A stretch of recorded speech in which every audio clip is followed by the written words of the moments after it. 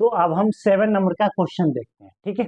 चलिए स्टार्ट करते हैं। बोल रहा है क्या कि find the 31st term, find the 31st term of an A P whose 11th term, मतलब क्या कि 31st टर्म फाइंड करना है एक एपी का जिसका 11 टर्म क्या दिया हुआ है, कितना 38, एंड क्या 16 टर्म इज कितना 73, ठीक है। तो एपी का आप 31st टर्म फाइंड कीजिए जिसका 11 टर्म दिया हुआ है कितना 38, एंड क्या 16वां टर्म दिया हुआ है कितना 73। तो चलिए इसको हम स्टार्ट करते हैं, ठीक है। तो हम लोग को गिवन है, ठीक है, गिवन है, क्या गिवन है, तो हम थोड़ा साइड से लिखते हैं क्योंकि यहाँ पे थोड़ा सा क्वेश्चन लंबा है।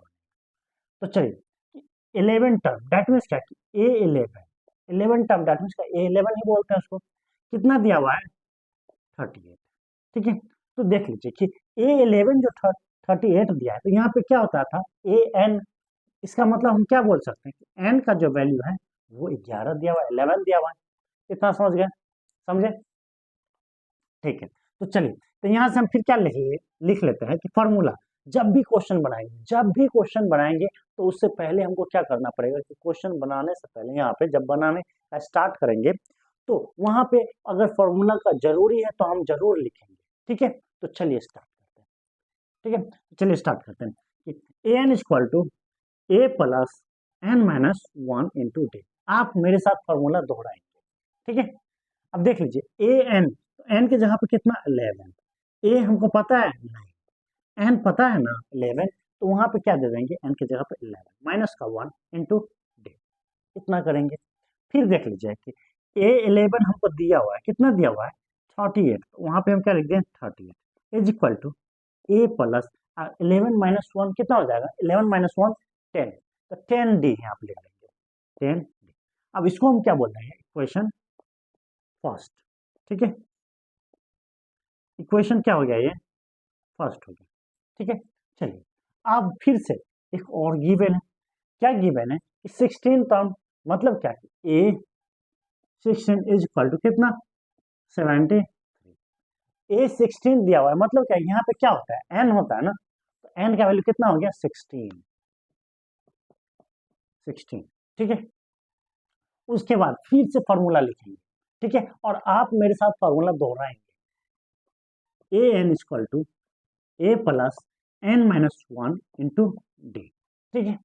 चलिए तो ए एन की जगह क्या देंगे A16, ए हमको पता है नहीं पता है तो हम छोड़ देंगे ए, लेकिन एन पता है कितना 16 माइनस का 1 इंटू डी भी नहीं पता है तो डी भी छोड़ देंगे। अब देख लीजिए A16 तो पता है कितना 73, तो यहाँ पे हम लिख दें कितना 73 is equal to a a plus कितना डी 15 डी। तो ये हो गया हमारा इक्वेशन सेकेंड, ठीक है,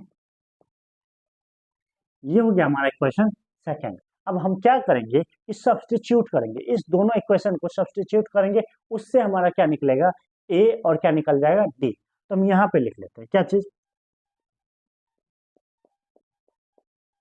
सब्सटीट्यूटिंग इक्वेशन। अब क्या कर लेते हैं हम 2 में से एक 1 सब्सट्रैक्ट कर लेते हैं, 2 माइनस 1 वी गेट, ठीक है। तो चलिए देख लेते हैं, तो 2 कितना है 73 is equal to a plus का 15 डी।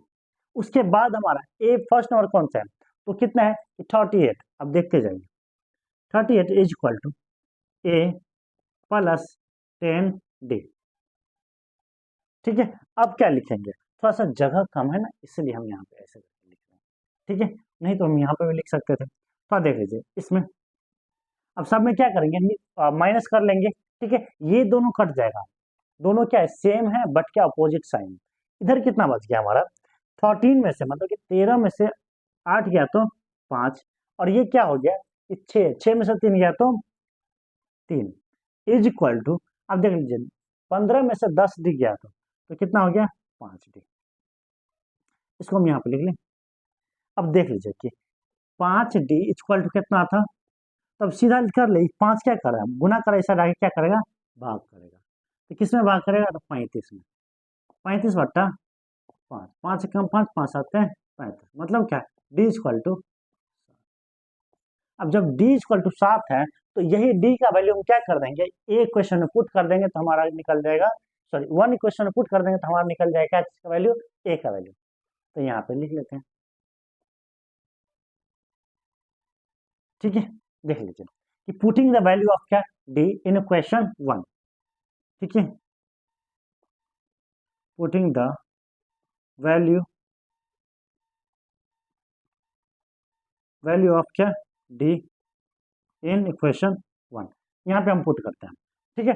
38 कितना लिखा हुआ है, 38 इक्वल टू ए प्लस क्या, डी कितना, डी तो 10d, ठीक है, 10 डी कितना है तो 7, तो हम क्या लिख सकते हैं कि 38 is equal to a plus 70, मतलब क्या है कि a equal to 38 minus 70, a equal to कितना हो गया, माइनस का 30। अब देख लीजिए कि ए इक्वल टू आ गया माइनस का 32, क्यों, क्योंकि कम में से ज़्यादा सब्सट्रैक्ट हो रहा था इसलिए हम माइनस लगा लिया। अब देख लीजिए हमको फाइंड क्या करना है, A31, A31 मतलब क्या कि फाइंड करना है, तो n का वैल्यू कितना हो गया हमारा, यहाँ पे n का वैल्यू हो गया 31, ठीक है, n का वैल्यू 31,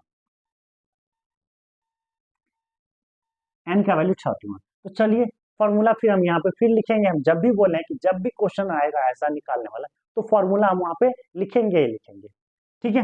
तो चलिए यहाँ पे लिख लेते हैं ए एन इक्वल टू कितना, a plus n minus 1 into d. अब देख लीजिए ए एन की जगह पे क्या है, A31 है, तो वहां पे हम लिख लेते हैं A31, ए हमको पता चल गया है, कितना पता चल गया है, माइनस का 32, तो माइनस का 32 वहां पे लिख, एन क्या प्लस एन हमको पता है कितना, 31, ठीक है, तो 31 माइनस का 1, जगह कम गया है यहाँ पे, चलिए यहाँ पे लिख लेते हैं A31 is equal to minus का 32 प्लस 31 माइनस 1 इंटू कितना 7, ठीक है। तो देख लीजिए कितना हो गया, माइनस का 32 प्लस कितना 30 मल्टीप्लाई 7, 30 मल्टीप्लाई 7, ठीक है। तो यहाँ पे क्या लिखेंगे, A31 इक्वल टू माइनस का 32 एंड क्या प्लस का 210।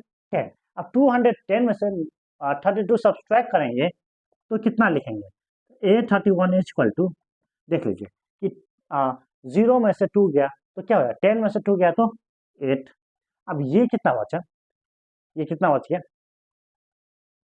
0, मतलब क्या है कि ये हो गया हमारा, ये हो गया हमारा कितना 178, ठीक है, 170 सब्सट्रैक्ट कर लेंगे, यहाँ पे क्या हो गया कि सब्सट्रैक्ट कर लेंगे 210 में से 32, देख लीजिए 8 आइए 20 में से 3 गया तो 78, तो हम लिख लेंगे कितना 178। मतलब क्या कि हमारा जो 31st टर्म था उस एपी का, जिसका 11 टर्म दिया हुआ था कितना 38 एंड 16 टर्म दिया हुआ था 73, उसका 31st टर्म कितना आया है 78, ठीक है, समझ गए।